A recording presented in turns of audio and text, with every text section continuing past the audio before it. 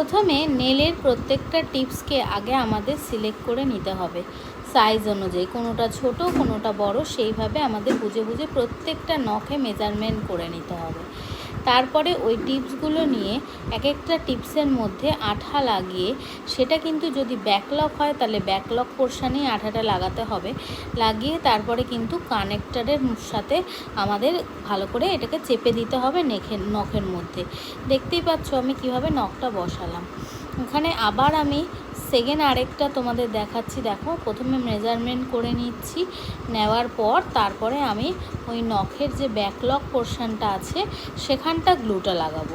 গ্লুটা লাগানোর পরে তারপরে কিন্তু আমি নখটাকে আস্তে করে বসিয়ে নেব। তো এখানে আমি যে গ্লুটা ইউজ করছি এটা সিলসের ব্রাশ অন গ্লু, যেটা আমার খুব ফেভারিট।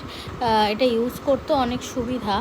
তো এই ব্রাশ অন গ্লুটা লাগিয়ে দেখো আমি আস্তে করে নখটাকে উল্টো করে নিলাম এবং তারপরে দুটো পার্টস চেপে নখে বসিয়ে দিলাম আস্তে করে নেলের ওপর। দেখতেই পাচ্ছ, জাস্ট মিডিল পোর্শানে কিন্তু বসিয়ে দিতে হবে। 2-3 সেকেন্ড চেপে ধরলেই নখ কিন্তু আটকে যাবে।